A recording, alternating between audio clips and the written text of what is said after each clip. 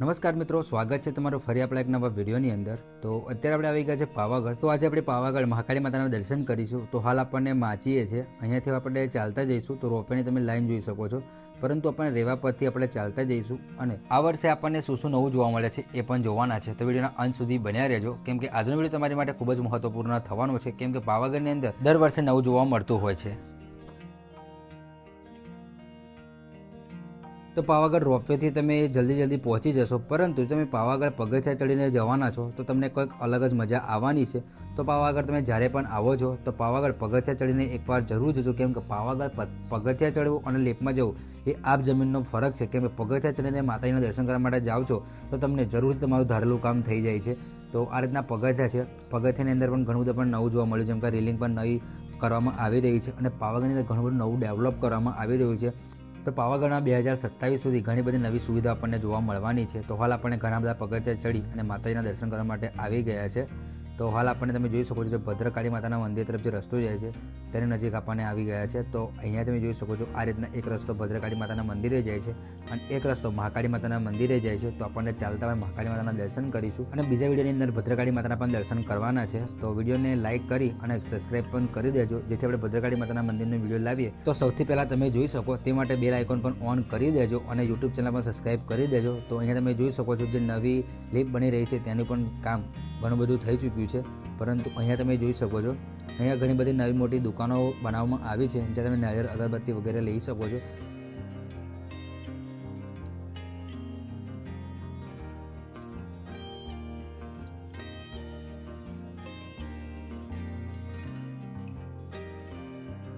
તો હાલ આપણને ખૂબ જ નજીક આવી ગયા છે। અહીંયા તમે જોઈ શકો છો અહીંયા તલાવ આવેલું છે, તલાવનો અદ્ભુત નજારો આવેલો છે।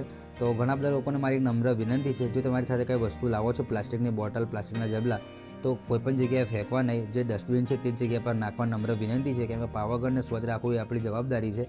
તો આપણને ઘણી બધી નજીક આવી ગયા છે, અહીંયાથી હવે થોડુંક જ દૂર પાવાગઢ રહ્યું છે। તો ત્યાં જઈ અને મહાકાળી માતાના દર્શન કરીશું। તો ચાલો વિડીયોની અંદર આગળ વધીએ અને મહાકાળી માતાના દર્શન કરીએ।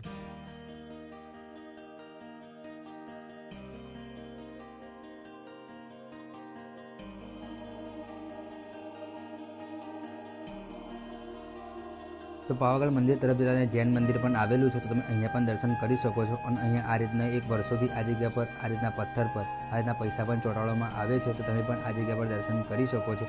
હાલ આપણને મંદિરને ખૂબ જ નજીક આવી ગયા છે, અહીંયાથી આપણને થોડા પગથિયા ચડી અને મહાકાળી માતાના દર્શન કરીશું।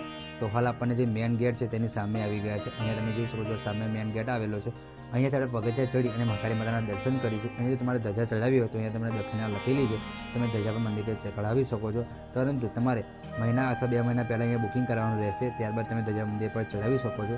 હાલ આપણને મંદિરના ઉપરના ભાગમાં આવી ગયા છે, અહીંયાથી આપણે થોડું દૂર જશું એટલે મહાકાળી માતાના દર્શન કરીશું। તો વિડીયોના અંત સુધી બન્યા રહેજો। અહીંયાથી તમે જોઈ શકો છો પાવાગઢના ઉપરથી અદ્ભુત નજારો આપણને જોવા મળે છે। અહીંયા જે પાવાગઢથી જે નીચેની જે સિટીઓ છે એ સિટી તમને જોવા મળે છે, જે જંગલ છે એ પણ તમને જોવા મળે છે। આ રીતનો સુંદર નજારો અહીંયાથી આપણને જોવા મળતો હોય છે। તો તમે જ્યારે પણ પાવાગઢ આવો છો તો સુંદર નજારાનો પણ આનંદ માણજો। અહીંયાથી આપણે દર્શન કરવા માટે જઈશું।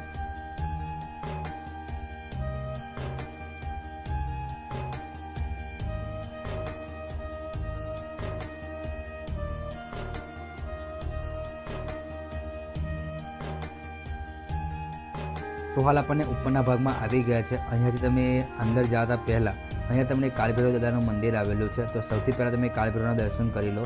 તો અહીંયા કાળભૈરવનું મંદિર આવેલું છે, તમે કાળભૈરવના દર્શન કર્યા બાદ તમે મહાકાળી માતાના દર્શન કરવા માટે જઈ શકો છો। તો આ રીતનું મસ્ત સુંદર માતાજીનું મંદિર આવેલું છે।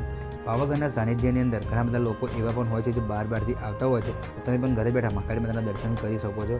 તો આ રીતના તમે જોઈ શકો છો મહાકાળી માતાનું મંદિર અંદરથી આપણને આ રીતનું જોવા મળે છે। અહીંયા રવિવારના દિવસે અને પૂનમના દિવસે લાખોની સંખ્યામાં ભક્તો મહાકાળી માતાના દર્શન કરવા માટે આવે છે, તમે પણ ઘરે બેઠા મહાકાળી માતાના દર્શન કરી શકો છો। દોસ્તો, ઘરે બેઠા તમે મહાકાળી માતાના દર્શન કર્યા છે તો કમેન્ટમાં જય મહાકાળી માં લખવાનું ના ભૂલતા। આ વિડીયોને તમારા મિત્રો પરિવારને શેર કરી દેજો અને આપણી યુટ્યુબ ચેનલ પર પહેલી વાર તમે આ યુટ્યુબ ચેનલ સબસ્ક્રાઈબ કરી દેજો, કેમ કે તમારી માટે અમે આવા જ નવા વિડીયો લાવીએ છીએ। ચાલો મળીએ ફરી એક નવા સાથે। જય માતાજી, જય હિન્દ, જય ભારત, જય શ્રી રામ।